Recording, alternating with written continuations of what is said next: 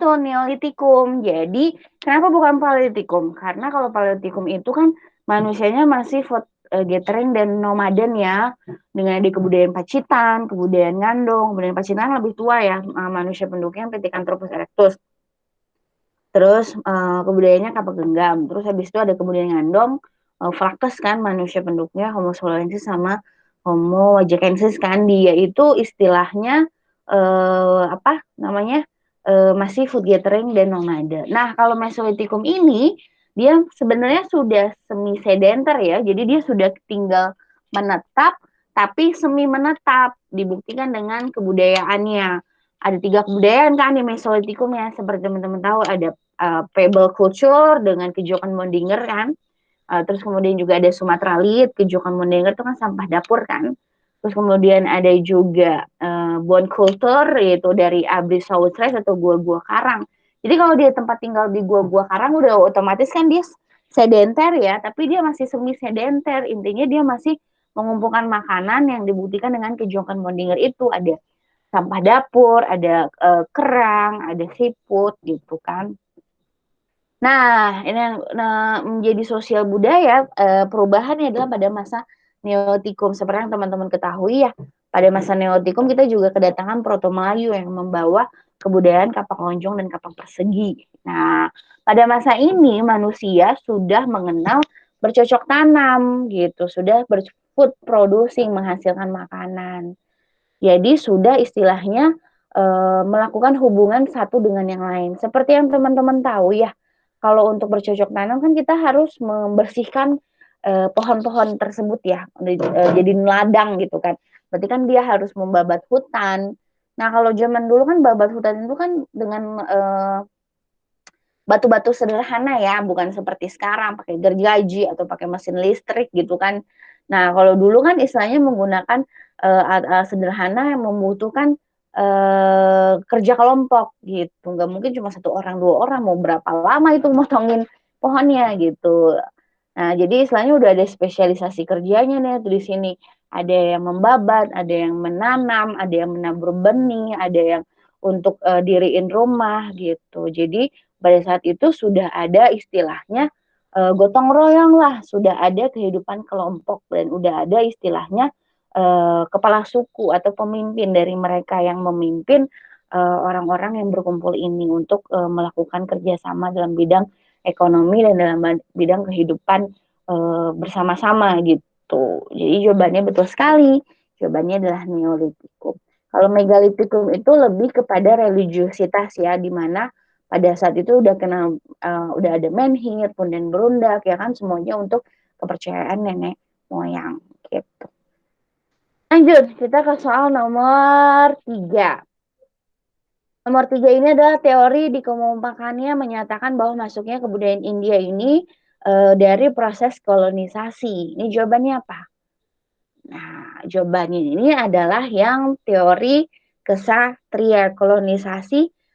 Jadi kalau boleh kakak sampaikan sedikit ya, bahwa katanya orang-orang yang kalah perang kayak prajurit, raja, bangsawan ini yang kalah perang ini datang ke Indonesia karena kalau dia kalah perang ya kan posisinya kan udah diambil gitu sama raja-raja yang dari India gitu kan.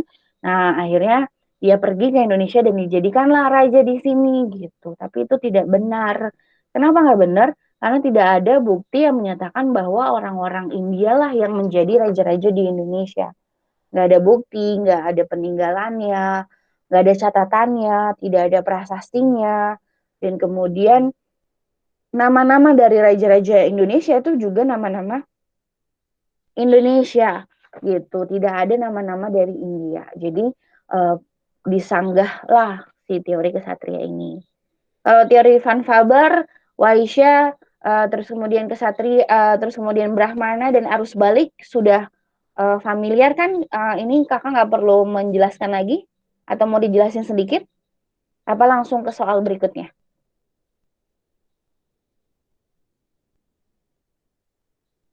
Mau dijelaskan sedikit? Boleh, Kak. Oke. Nah, kalau yang teori sudra ini seperti yang teman-teman tahu ya kan, teori sudra ini kan adalah golongan kelas bawah ya, golongan budak gitu. Nah, dia ingin yang menggagas ini adalah si Van Faber. Jadi dia pergi ke Indonesia dan menyebarkan agama Hindu supaya nanti posisi dia lebih bagus dibandingkan negara asalnya. Tapi teori dari Van Faber ini yang merupakan teori sudra ini yang dia ingin memperbaiki hidupnya, ini salah. Kenapa? Karena Weda ini kan tidak bisa dibaca sama golongan biasa atau golongan Buddha gitu. Sedangkan pada saat itu yang mengerti benar-benar kitab Weda itu hanya kaum Brahmana. Jadi si kaum Sudra ini yang nggak ngerti, nggak tahu isinya dan nggak bisa melantikkan. Nah ini disanggah lah sama orang-orang dari yang menyanggah dari Van Faber itu karena tidak bisa seorang Sudra mengajarkan Hindu. Kalau Waisya itu adalah dari pedagang ya, bahwa yang menyatakan dari kasta Waisya kan pedagang, petani, menyatakan penyebaran agama Hindu adalah dari kaum pedagang gitu kan katanya si N.J. Krom, bahwa kan kalau dari dulu tuh kalau orang Cina dari India mau ke Cina kan harus lewat Indonesia kan, jadi memang Indonesia tuh udah jadi tempat perdagangan gitu. Jadi sambil mereka nunggu buat ngisi perbekalan, sambil dia juga melakukan perdagangan, dia menyebarkan agama Hindu ketika dia transit. Nah, hal ini juga disanggah karena yang mengetahui isi benar-benar agama Hindu atau kitab Weda ini adalah si Brahmana kan. Sedangkan bahasa pengantar sehari-hari mereka adalah bahasa Pali. Si Waisya ini, pedagang-pedagang ini bahasa Pali. Sedangkan kalau kitab suci agama Weda ini adalah dengan bahasa Sanskerta, dengan huruf Pallawa yang sedikit lebih tinggi dibandingkan bahasa sehari-hari mereka gitu. Dan mereka juga tidak bisa melantik seseorang dari yang bukan Hindu menjadi agama Hindu. Kalau dari teori kesatria udah. Kalau teori Brahmana ini disampaikan oleh Vanler, disampaikan bahwa orang-orang Hindu, orang-orang Brahmana ini datang ke Indonesia untuk mentasbiskan raja-raja di Indonesia yang tadinya bukan beragama Hindu menjadi agama Hindu.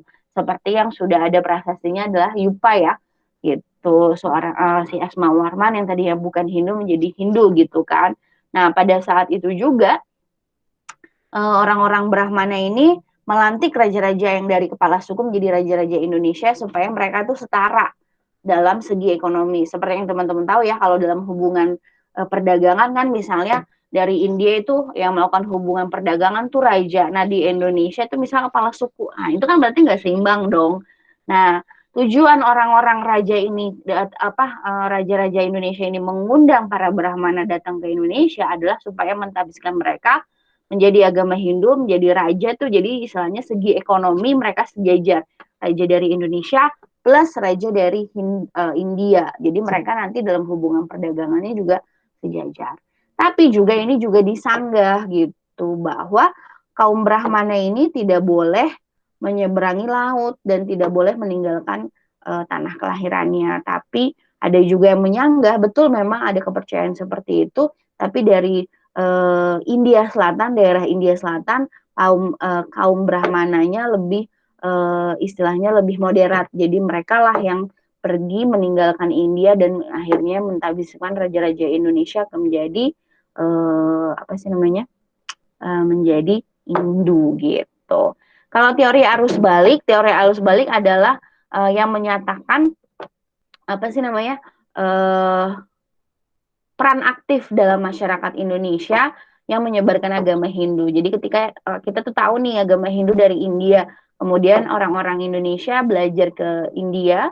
Nah, ketika mereka sudah selesai belajar ke India, akhirnya mereka pulang dan menyebarkanlah agama Hindu di Indonesia. Itu yang kita sebut dengan teori arus balik yang menyatakan peran aktif Indonesia dalam penyebaran agama Hindu. Gitu. Jadi jawabannya tentu saja adalah yang D.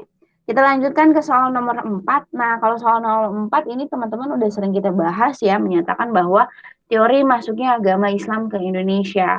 Ada 3 teori ya, waktu itu kita pernah bahas. Teori pertama adalah yang Gujarat.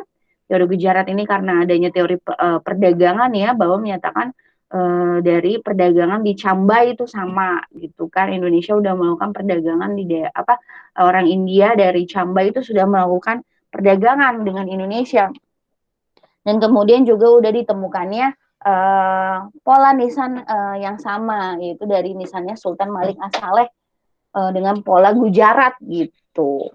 Nah, kalau yang itu teori Gujarat, kalau teori yang Arab itu adanya dibuktikan dengan orang-orang Arab ini sudah datang ke Indonesia dari zaman Sriwijaya ya, gitu kan. Waktu itu pernah ada ya Sabak, dan Sabah ya, penyebutan Sriwijaya oleh orang-orang Arab. Dan udah ada juga loh, udah ada perdagangan, udah ada kampung Arab kan di daerah Sumatera. Waktu itu kita belajar di Barus ya kan.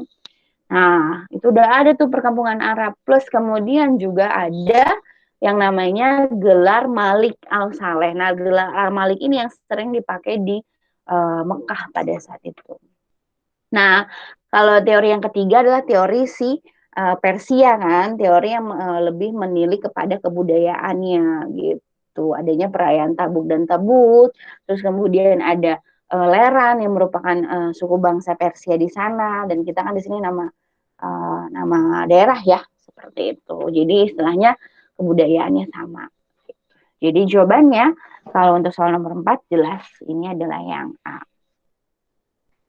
Kita lanjutkan ke soal nomor yang kelima, faktor yang melatar belakangi Sultan Agung dalam menyerang VOC ke Batavia. Sebenarnya Sultan Agung ini kan maunya Jawa Dwipa ya, di mana Jawa Dwipa itu adalah kekuasaan Jawa seluruhnya dipegang oleh Mataram gitu. Jadi Mataram itu dengan cita-cita Jawa Dwipa, semua daerah Jawa dikuasai oleh Mataram, itu kita sebut dengan Jawa Dwipa. Nah, pada saat itu ada dua kerajaan yang belum dikuasai, yaitu Banten plus Surabaya. Nah, Banten itu sebelum dikuasai, Batavia udah dikuasai tuh sama VOC. Jadi kan Batavia itu namanya adalah Jayakarta kan. Ketika Sunda Kelapa kan diserang sama Fatahillah, diubah namanya jadi Jayakarta. Nah, Jayakarta dikuasai itu sama VOC, diubah namanya lagi jadi VOC. Gitu. Jadi istilahnya Jakarta itu dikuasai oleh VOC dan diubah namanya itu jadi Batavia.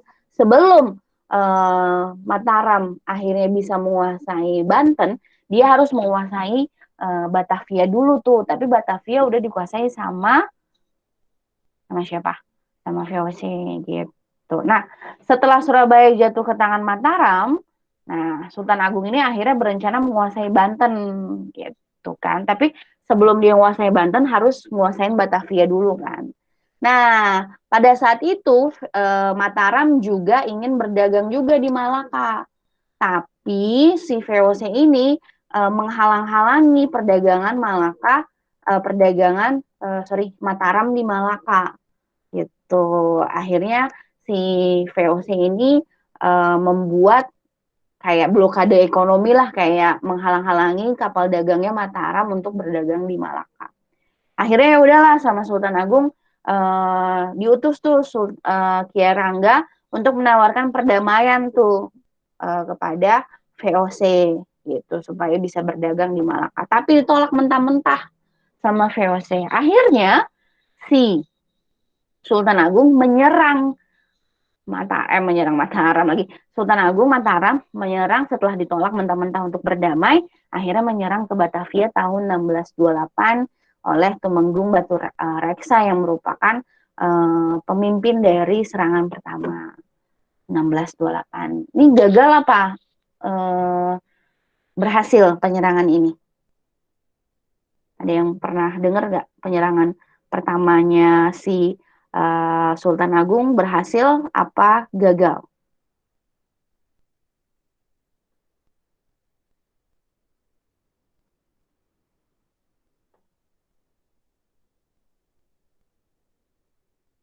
Ya, pada penyerangan pertama ini dia gagal. Karena apa? Karena pada masa Sultan Agung dia menyerang, dia ini kurang perbekalan. Akhirnya kalah tuh 1628. Sultan Agung nggak menyerah, dia menyerang lagi 1629. Nah, tapi karena dia udah belajar, kurang perbekalan, akhirnya dia bikin tuh kantong-kantong perbekalan di Karawang sama Cirebon. Karena teman-teman tahu ya, Mataram itu kan di Jogja, dia nyerang Batavia. Batavia kan sekarang namanya Jakarta kan. Nah, jadi kan agak lumayan jauh ya dengan teknologi pada zaman itu, di abad 17 itu. Jadi istilahnya agak lumayan jauh, nggak kayak sekarang naik kereta berapa jam nyampe gitu kan. Nah, istilahnya, nah akhirnya dia bangun tuh kantong-kantong perbekalan di Karawang dan Cirebon. Tapi ternyata sama mata-mata ketahuan dan akhirnya dibakar gitu. Jadi kantong-kantong perbekalannya si Sultan Agung dibakar, plus pada saat itu terjadi penurunan kualitas dari prajurit-prajurit Mataram yang pada saat itu lagi ada wabah kolera tuh, yang akhirnya menyebabkan lagi-lagi penyerangannya Sultan Agung juga kalah gitu karena kurang perbekalan, lagi ada wabah, dan akhirnya menyebabkan hal itu kekalahannya si Sultan Agung.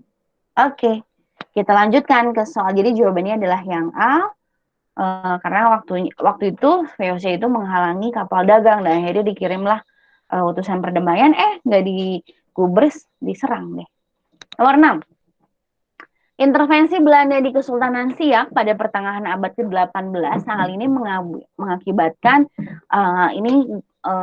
soalnya gampang ya, karena Siak akhirnya mengalami kehilangan dari kerajaan atau dari Kesultanan Asahan gitu.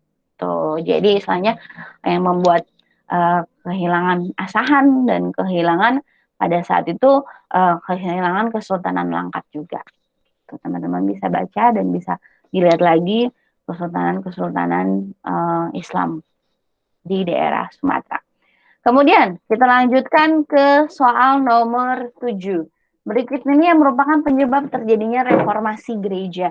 Seperti yang teman-teman tahu ya, reformasi gereja adalah upaya perbaikan tatanan kehidupan dominasi gereja yang telah menyimpang. Jadi ini merupakan perbaikan yang dilakukan oleh gereja Katolik untuk memperbaiki dirinya dari kegiatan yang menyimpang. Gitu. Seperti yang teman-teman tahu ya, pada zaman kegelapan, pada zaman kegelapan atau abad kegelapan ya maksud kakak, atau abad pertengahan, Eropa itu didominasi oleh gereja, bahwa tidak akan ada raja yang memerintah tanpa ada persetujuan dari gereja, tanpa ada undang-undang yang keluar tanpa adanya persetujuan dari gereja. Jadi istilahnya agama gereja mencampuri urusan negara, itu yang kita sebut dengan agama Dark Age atau pada abad ke-8, di mana segala sesuatu itu benar nggak nih, sesuai dengan gereja nggak nih, sesuai dengan kitab suci nggak nih, gitu. Itu yang kita sebut dengan abad ke-8, gereja mendominasi seluruh kegiatan pemerintahan kan. Nah, kemudian lah waktu itu kan kita juga belajar Renaissance ya, yang dimulai dengan dari Florence, dari Italia. Akhirnya menilik kembali tuh kebudayaan Yunani dan Romawi kuno kan. Nah, hal inilah yang membuat ternyata gereja Katolik ini juga ikutan dalam mencari atau menilik lagi kembali ke kebudayaan Yunani dan Romawi, khususnya di bidang kesenian atau kebudayaan. Jadi dibangunlah gereja-gereja bernuansa Renaissance yang bertilik kepada apa sih namanya Yunani dan Romawi kuno. Dibangun juga ada kesenian patung, ada lukisan, ada juga seni sastra. Jadi istilahnya gereja juga ikutan dalam Renaissance ini, khususnya pada saat itu ada pembangunan gereja-gereja yang bernuansa Renaissance. Nah, dengan adanya pembangunan gereja ini, bangun gereja atau membangun sesuatu itu kan butuh uang kan. Nah, gereja itu akhirnya melakukan penjualan surat pengampunan dosa untuk mencari dana, untuk pembangunan gereja tersebut atau pembangunan kebudayaan tersebut yang bernuansa Renaissance. Nah, hal inilah yang membuat Martin Luther dan teman-temannya di Eropa harus mengakhiri dominasi gereja Katolik ini, gitu. Karena pada saat itu membuat gereja mengalami istilahnya penyalahgunaan kekuasaan ya, bukannya malah suci hidupnya, malah jual beli jabatan gitu kan. Istilahnya banyak pejabat-pejabat gereja yang jual beli jabatan. Hal ini kan menimbulkan korupsi ya, merupakan salah satu bentuk korupsi. Kemudian juga istilahnya menyalahgunakan kekuasaan dan akhirnya menyebabkan kehidupan para rohaniawan ini bukannya suci, malah bergaya hidup kemewah-mewahan gitu kan. Istilahnya hal ini yang menyebabkan perlu adanya reformasi yang pada saat itu dimulai di Jerman oleh Martin Luther gitu. Akhirnya terjadilah reformasi gereja yang dipimpin oleh Martin Luther, ada Zwingli, John Knox, dan akhirnya menyebabkan gereja Katolik melakukan besar-besaran perbaikan. Oh iya ya, mereka akhirnya ketika dikritik oleh Martin Luther, oleh John Knox, dan lain-lain, mereka menyatakan, oh iya ya, berarti kita tuh pada zaman abad ke-8 ini dan Renaissance ini ternyata salah loh. Dan akhirnya menyebabkan satu, adanya lahirnya Kristen Protestan kan ya, dan kemudian adanya muatnya peran negara dan pemerintahan sekuler di mana mereka itu akhirnya belajar ya bahwa pemerintahan itu harus di luar dari agama. Karena dengan agama ini malah mendominasi dari pemerintahan. Sedangkan agama itu adalah ranahnya privat, bukan ranah publik gitu. Ini yang menyebabkan pemerintahan negara Eropa ini cenderung dari sekuler. Karena kan pada saat itu mereka telah mengetahui dominasi gereja di negara. Akhirnya dipisahkan.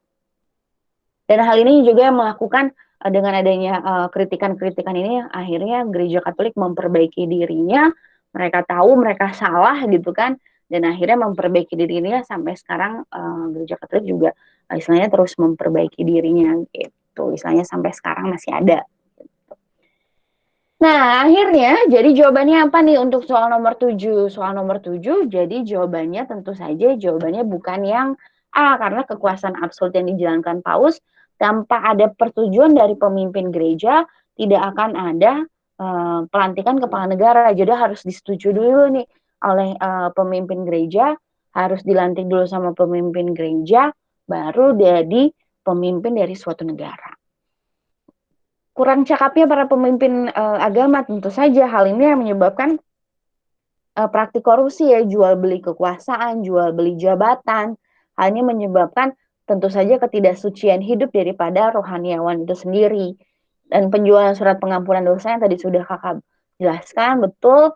Jadi yang turut campurnya raja terhadap kehidupan beragama juga ikutan juga kan istilahnya mereka saling mencampuri gitu. Jadi nomor 7 tentu saja yang kecuali adalah B. Tidak ada perselisihan paham karena saat itu kan kalau perselisihan paham kan ada sesuatu yang membuat masyarakat tidak suka gitu, akhirnya mengkritik. Tapi kan ini enggak gitu. Yang mengkritik adalah rohaniawan itu sendiri ya, yaitu si Martin Luther itu. Oke, terus kemudian nomor 8, Commodore Matthew Perry. Nah, ini adalah restorasi Meiji atau restorasi atau perbaikan yang dilakukan oleh kaisar gitu. Nah, soal nomor 8 jawabannya apa nih teman-teman? Dari tadi kakak aja yang jawab. Mungkin Reisa Sata Akila, silakan Reisa. Nomor 8 jawabannya apa nih? Atau lupa Kak, restorasi Meiji ini apa sih gitu? Atau mau diceritain aja restorasi Meiji itu apa? Mau Kak. Diceritain aja. Oke. Oke ya, kakak ceritain aja. Nah, teman-teman, jadi tadi kakak bilang ya, restorasi yang dilakukan atau perbaikan yang dilakukan oleh Meiji atau oleh kaisar. Jadi, seperti yang teman-teman ketahui ya, sebelum adanya restorasi Meiji, Jepang melakukan politik apa sih? Tahu nggak? Sebelum Jepang melakukan restorasi Meiji, Jepang melakukan politik apa sih? Nah, kakak jawab ya. Jadi sebelum mereka melakukan restorasi Meiji, dia itu melakukan politik isolasi. Jadi kurang lebih sekitar di abad 16, abad 17, Jepang itu melakukan apa yang kita sebut dengan politik isolasi. Intinya politik isolasi adalah menarik diri dari pengaruh asing atau barat gitu untuk menjamin sebenarnya ini untuk menjamin tetap tegaknya pemerintahan dari shogun ya. Intinya adalah mencegah masuknya pengaruh asing gitu. Nah, pada tahun teman-teman tahu sendiri ya, pada zaman itu Tenno atau kaisar itu tidak memerintah. Yang memerintah itu adalah shogun. Dari pada saat itu yang memerintah adalah dari keluarga Tokugawa. Maka yang terkenal adalah si Shogun Tokugawa. Lah, kaisarnya atau Tenno kemana, Kak? Nah, kaisarnya adalah simbol. Dia hanya diem di istana gitu. Tapi dia tidak memerintah. Kayak ya, jadi kayak ratu gitulah, raja atau ratu Inggris kan dia nggak merintah ya. Yang merintah kan Perdana Menteri. Gitu. Intinya kayak gitulah. Nah, tetapi di sisi lain bagi Amerika, Jepang itu sangat strategis. Bagi Amerika dan negara barat, Jepang itu sangat strategis buat transit, buat juga buat memasarkan barang-barang produk hasil produksi mereka. Plus juga pada saat itu mereka membutuhkan Jepang buat tempat transit buat isi air, buat isi bahan bakar, buat perbekalan. Dan juga kalau misalnya para pelaut-pelaut Amerika ini lagi terdampar di sekitar Laut Jepang di daerah Atlantik situ, mereka bisa nolongin nih orang-orang Jepang ini gitu. Dan istilahnya orang-orang Amerika ini juga butuh tempat transit untuk sebelum mereka berdagang di Tiongkok. Jadi istilahnya buat tempat istirahat lah gitu sebelum mereka pergi melanjutkan perjalanan ke Tiongkok. Nah, mereka butuh tuh pelabuhan-pelabuhan di Jepang. Tapi kan nggak dibuka. Sorry.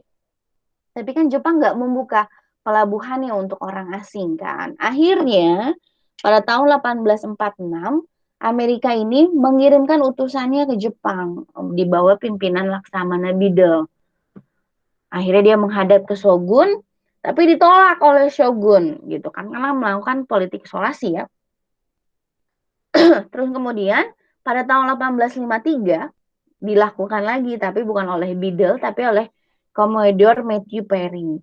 1853 si Commodore Matthew Perry pergi ke sana, buka dong gitu pelabuhan lo, minta ke Shogun. Lu pikirin deh, nanti 1 tahun ke depan gue akan datang lagi.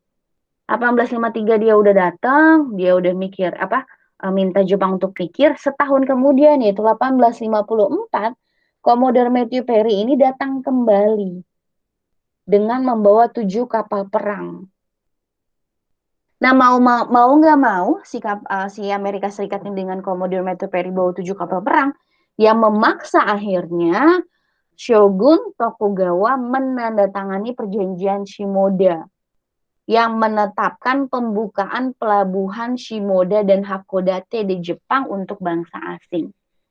Nah, hal ini ternyata membawa protes lah ya terhadap Shogun ini gitu. Dia kayak Shogun ini kayak jual tanah airnya kepada bangsa asing. Akhirnya banyak tuh timbul kelompok-kelompok anti Shogun. Pokoknya orang-orang yang akhirnya memihak kembalikan kekuasaan ke Tenno, kembalikan kekuasaan ke kerajaan. Terjadilah kerusuhan. Waktu itu kerusuhannya di Shimonoseki. Nah, ternyata kerusuhan itu berhasil dipadamkan bukan oleh orang Jepang, tapi kerusuhannya dipadamkan oleh orang-orang asing, oleh orang Inggris, Perancis, Amerika. Dia menyerbu Shimonoseki dan akhirnya kerusuhan itu bisa dipadamkan. Nah, saat itu Jepang menyadari ketertinggalannya dengan bangsa-bangsa barat.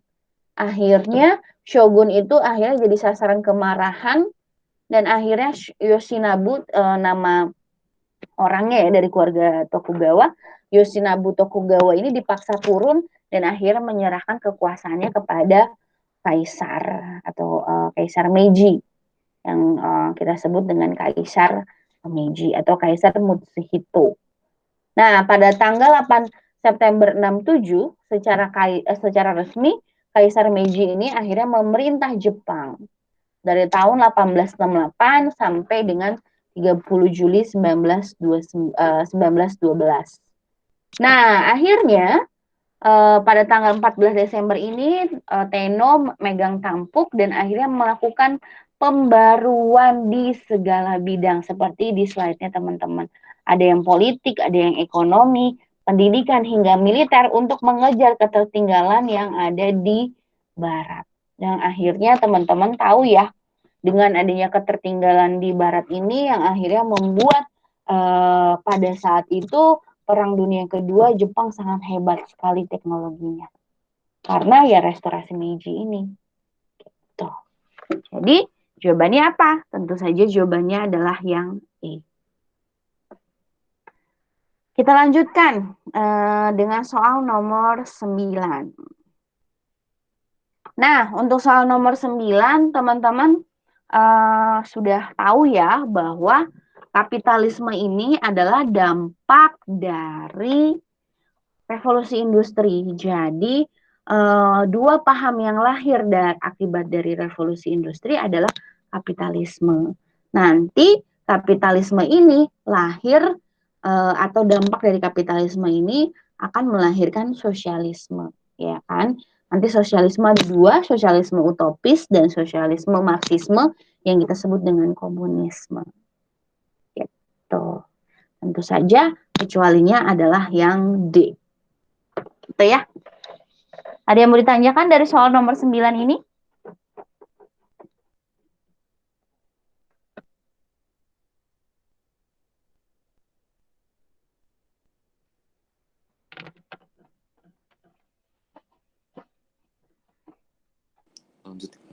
Lanjut ya. Kalau tidak ada, kita lanjutkan. Kenapa dihapuskan pajak feodal? Ya karena pada saat itu petani udah jadi pemilik tanah. Ini udah kakak jelaskan di sini ya. Jadi teman-teman udah paham.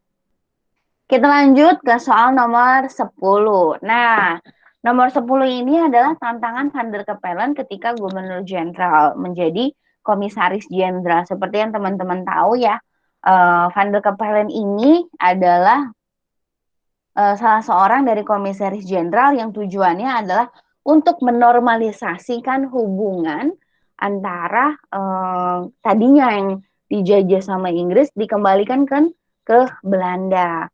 Jadi kan sesuai dengan Convention of London, Indonesia yang tadinya dijajah sama Inggris yaitu Raffles dikembalikan ke Belanda kan, karena Napoleon Bonaparte ini kalah.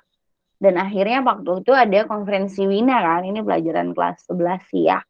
Jadi pada waktu itu konferensi Wina ini menyatakan bahwa keadaan Eropa harus dikembalikan seperti semula sebelum Napoleon Bonaparte menguasai Eropa.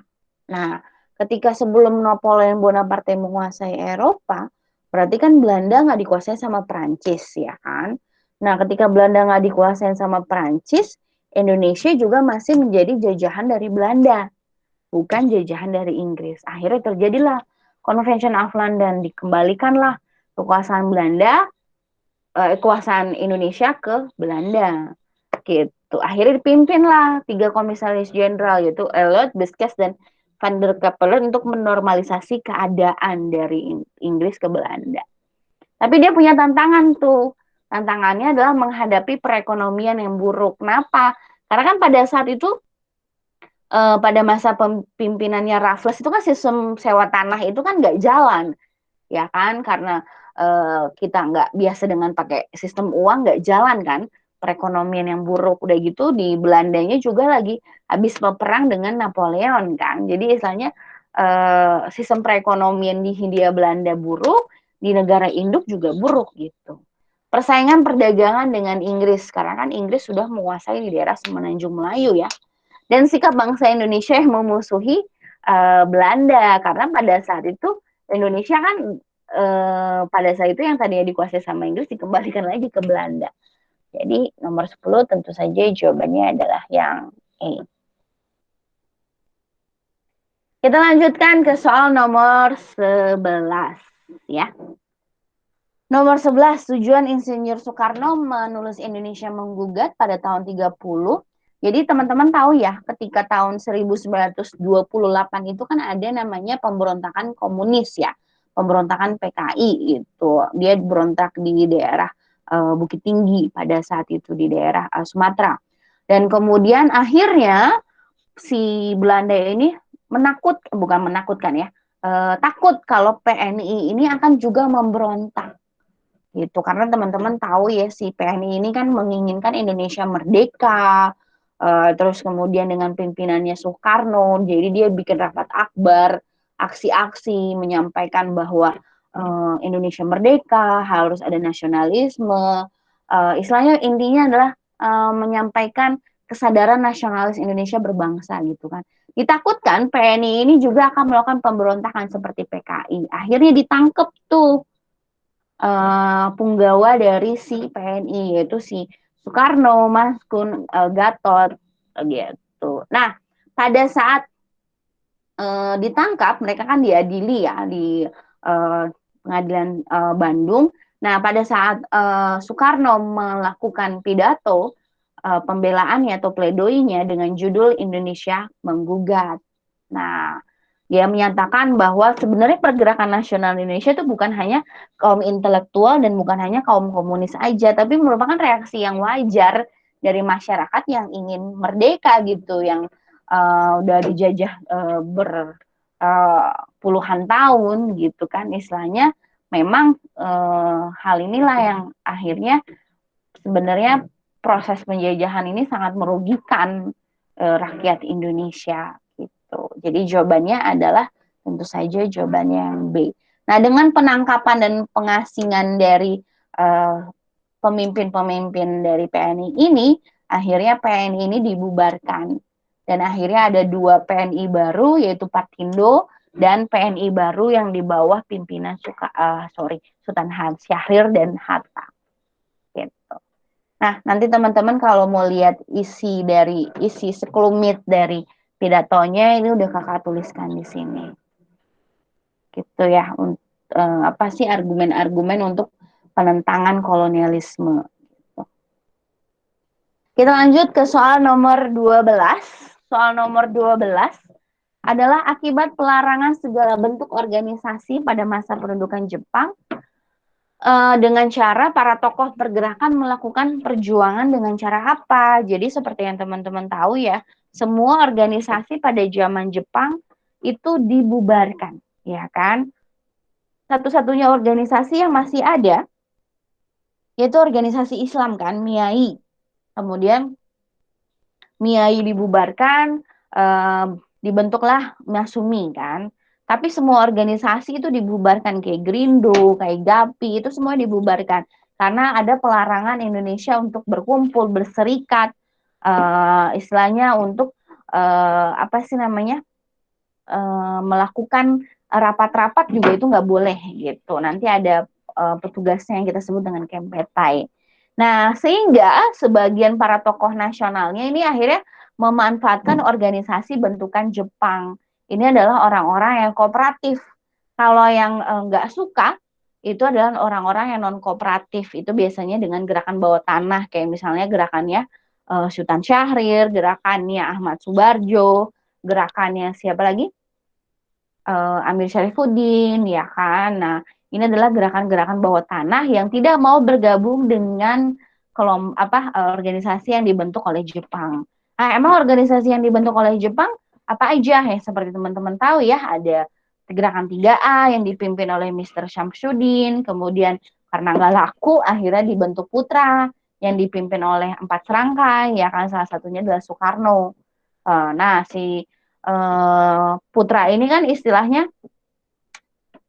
malah mempromosikan nasionalisme Indonesia kan, malah membuat kesadaran nasional. Para pemuda-pemuda di Putra ini malah membuat kesadaran nasional masyarakat biar merdeka. Dibubarin tuh kan, akhirnya dibentuk Jawa Hokokai.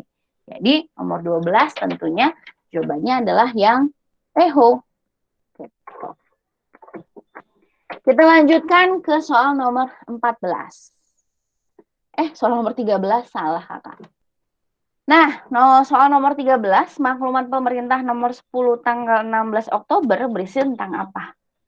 Nah, karena dari tadi kakak yang ngomong, kakak minta tolong dong jawabannya apa nih untuk soal nomor 13. Siapapun yang bisa menjawab. Nomor 13, jawabannya apa nih teman?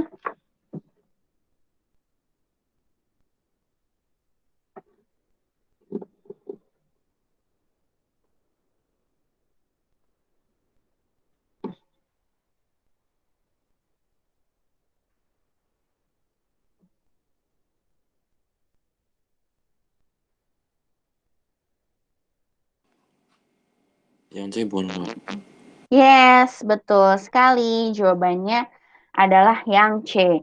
Mengubah kekuasaan KNIP sebagai legislatif. Nah, jadi seperti yang teman-teman ketahui ya, di dalam rapat PPKI itu kan setelah Indonesia merdeka 17 Agustus ada rapat PPKI ya.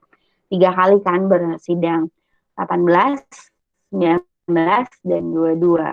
18 itu kan mengesahkan Undang-Undang 45. Terus kemudian Presiden Soekarno-Hatta. Terus kemudian ada juga pembentukan KNIP sebagai pembantu presiden. Terus kemudian tanggal 19 dibentuk 8 provinsi kan. Terus kemudian 12 kementerian. Tanggal 22 dibentuk BKR, dibentuk mengesahkan PNI sebagai partai tunggal, dan dibentuk KNI. Nah, tadi kita udah bahas yang tanggal 18 Agustus kan dibentuk KNIP sebagai pembantu presiden. Pembantu presiden kan berarti jabatannya atau posisinya adalah di bagian eksekutif kan. Tapi di sini kan belum ada namanya legislatif. Nah, katanya Sultan Syahrir kayaknya perlu ada pembentukan Badan Pekerja Komite Nasional Indonesia Pusat yang nantinya akan mendorong terbentuknya kabinet parlementer. Gitu. Nah, sebagai langkah awal dari pembentukan pemerintahan parlementer adalah mengubah fungsi KNIP yang tadinya eksekutif menjadi badan legislatif. Karena kalau nggak ada legislatif, eksekutif ini akan apa sih namanya, kekuasaannya terlalu besar. Ketika kekuasaan terlalu besar akan ditakutkan menjadi negara yang diktator atau pemerintahan yang diktator. Maka perlu ada badan legislatif nih, karena kan belum ada DPR ya, pada saat itu belum ada pemilu. Akhirnya Hatta menyambut baik tanggapan atau usulan dari si Sultan Syahrir, dibentuklah BPKNIP dan akhirnya mengubah dari yang fungsinya eksekutif menjadi legislatif pada maklumat pemerintah nomor 10 tanggal 16 Oktober gitu. Jadi isinya adalah berfungsi yang tadinya eksekutif menjadi berfungsi legislatif. Nah, hal ini juga berkaitan dengan maklumat pemerintah 3 November 45. Apa sih maklumat pemerintah 3 November 45?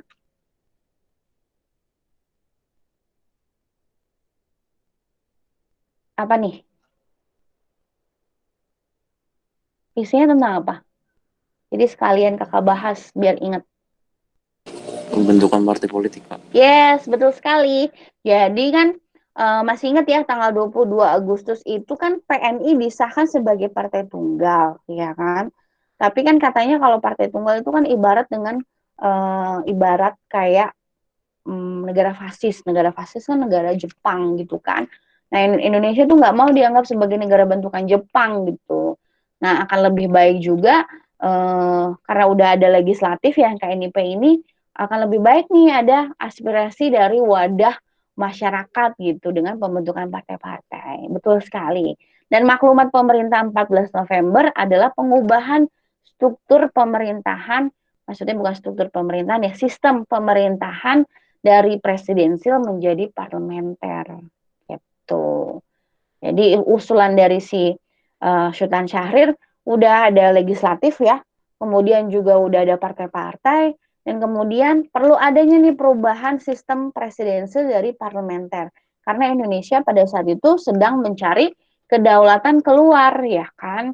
Nah, pada saat itu akan lebih gampang untuk mencari kedaulatan, diubahlah sistem kita, sistem pemerintahannya yang tadinya menteri-menterinya bertanggung jawab kepada presiden, jadi menteri-menterinya bertanggung jawab kepada parlemen. Akhirnya dengan ya perubahan sistem presidensi jadi parlementer ini yang membuat Sultan Syahrir menjadi Perdana Menteri pertama.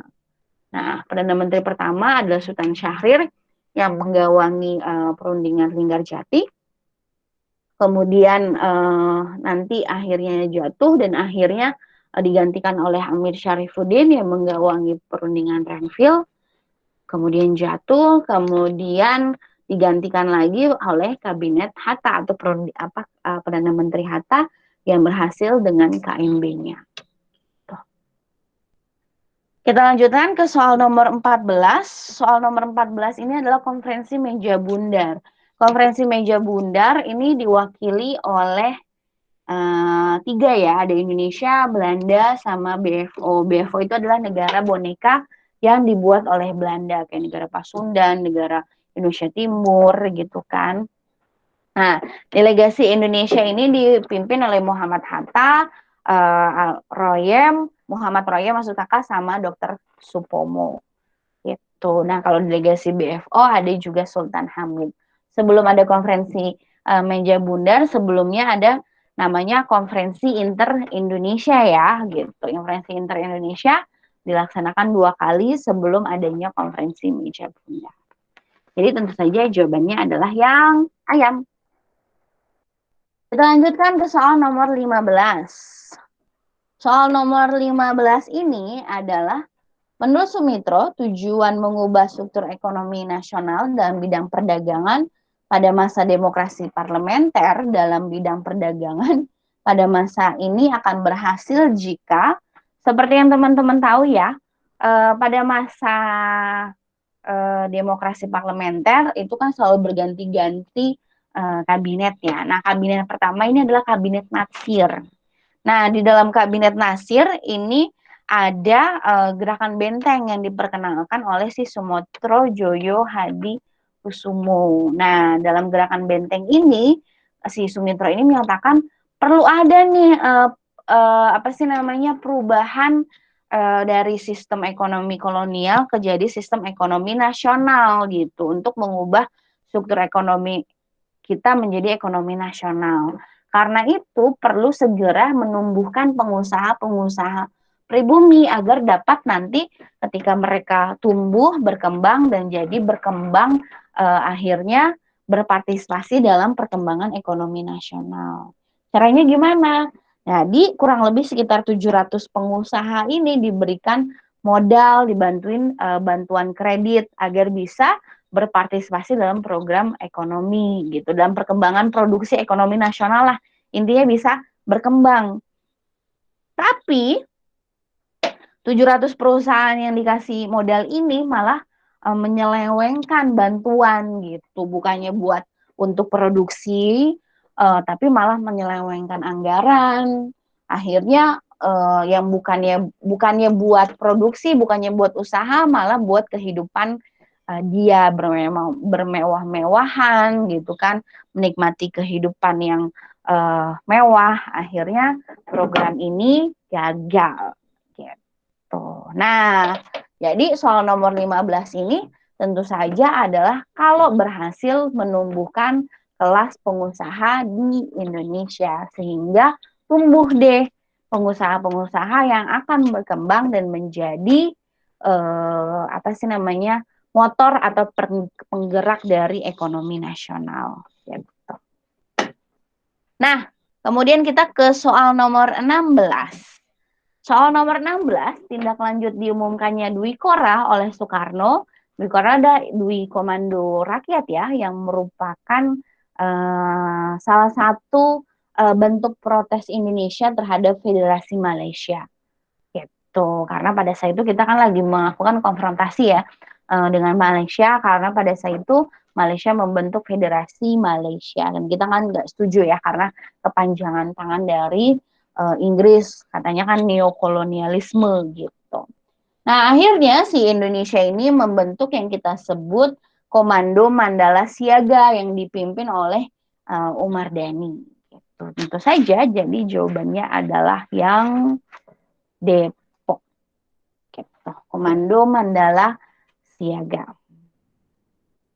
Lanjut, kita ke soal nomor 17. Soal nomor 17 adalah pembentukan IMF, International Monetary Fund ya. Gitu. Nah, sebenarnya organisasi IMF ini adalah menyediakan pinjaman atau modal kepada negara anggotanya untuk membantu masalah mereka di dalam neraca keuangan masing-masing negara, sehingga nanti neraca keuangan dari jadi mereka dikasih pinjam sama IMF supaya keuangan negaranya jadi lebih bagus kan, lebih stabil gitu. Nah, tapi sebenarnya tujuannya adalah yang seperti yang kakak udah buat di sini, yaitu adalah untuk mencerminkan liberalisasi perdagangan dan memperkuat globalisasi dengan berbagai implikasinya. Dengan akhirnya terbukalah perdagangan antar negara.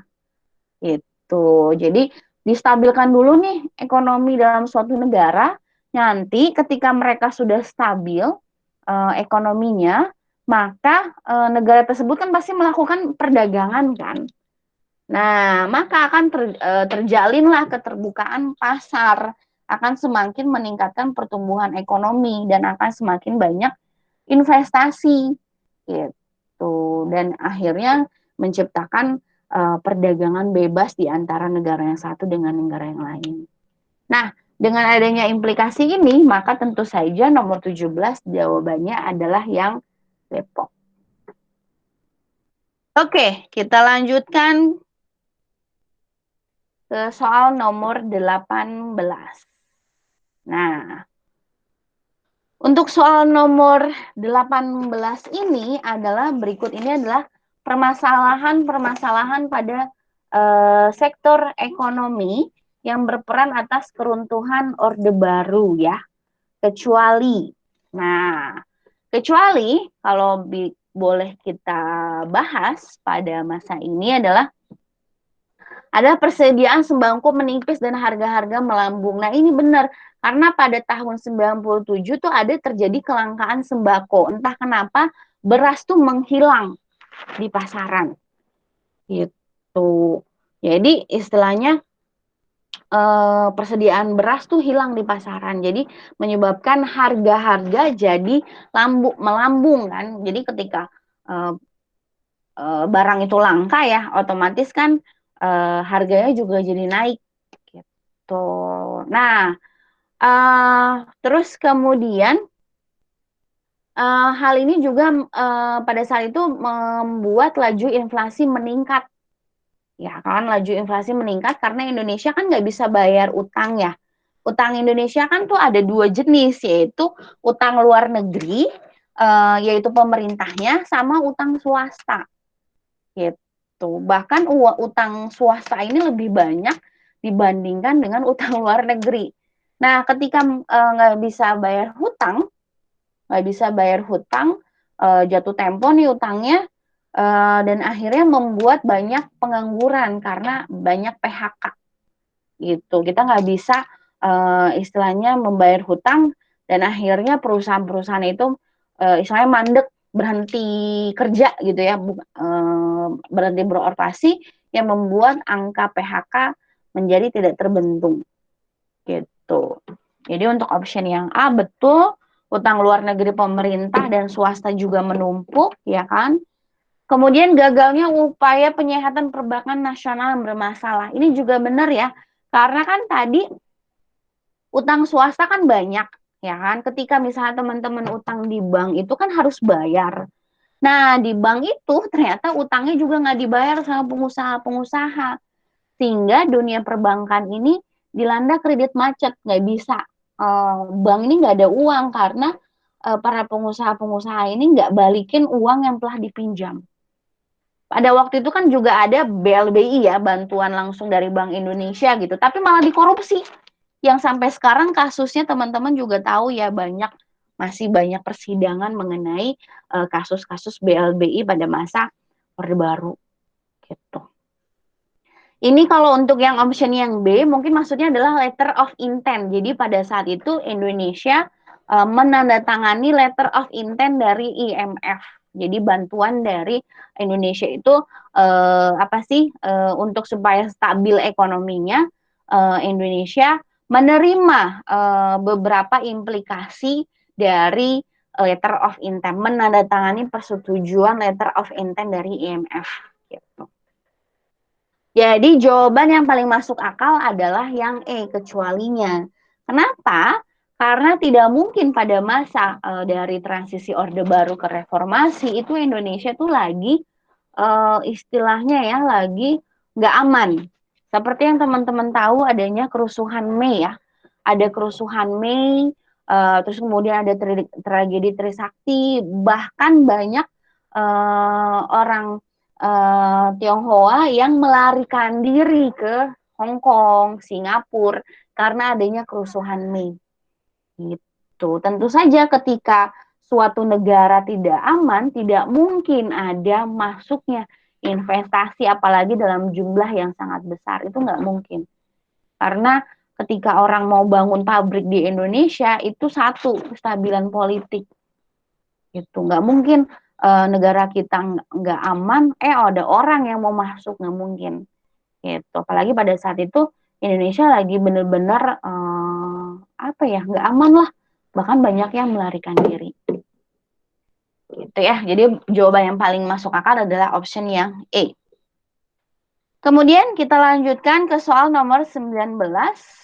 Nah, nomor 19, Perang Dingin ini ditandai dengan kompetisi negara-negara blok barat dan blok timur. Nah, jawabannya yang paling tepat adalah yang E. Karena kalau program angkasa berawak kan juga emang udah ada awaknya ya. Kalau dulu waktu pertamanya dulunya adalah anjing ya. Sputnik 2, tapi akhirnya lama-lama dia bawa manusia. Pertamanya ada Yuri Gagarin, kemudian juga ada Neil Armstrong yang mendarat menuju bulan ya, katanya udah jalan-jalan ke bulan. Terus kemudian program riset dan penjelajahan planet juga udah dilakukan ya sama Amerika dengan Voyager 1 sama Voyager 2 ya. Dia kan udah sempet memfoto Jupiter sama Saturnus. Terus kalau kemudian untuk yang peningkatan daya dorong roket ya tentu saja kita keluar angkasa kan pakai roket, jadi kan pasti ada daya dorong roketnya ya, gitu. Kalau jadi jawaban yang paling tepat adalah yang E, karena mencari hunian baru ini kan baru-baru ini aja, ketika para ilmuwan NASA ini mencari tempat hunian baru karena bumi pada saat ini kan lagi global warming ya. Gitu. Jadi otomatis adalah yang E. Ini baru-baru ini aja kalau yang E. Kita lanjutkan ke soal nomor 20.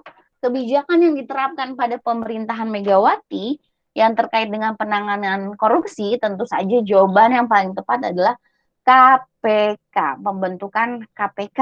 Karena sebenarnya memang udah dirintis sama Gus Dur ya, dengan tim gabungan pemberantasan tindak pidana korupsi TGPTPK. Tapi ini istilahnya bertentangan dengan undang-undang. Akhirnya dibubarkan dan akhirnya pada saat itu yang lembaga anti korupsi ini cuma KPKPN aja, ya kan, istilahnya cuma komisi pemeriksa kekayaan pejabat negara gitu. Tapi akhirnya ketika Megawati membentuk KPK, KPKPN ini dilebur. Gitu. Jadi kalau Megawati ini berjasa satu buat KPK dan dia juga melaksanakan pemilu langsung ya. Gitu, pemilu langsung yang tadinya kan pada masa Orde Baru dan pada zaman Gus Dur juga dipilih sama MPR kan presiden tuh. Tapi mulai sejak zaman pemerintahan Megawati, presiden dipilih langsung oleh rakyat. Oh, sudah lewat 16, 18. Teman-teman ada yang mau ditanyakan untuk soal nomor 1 sampai 20? Ada yang mau ditanyakan teman-teman?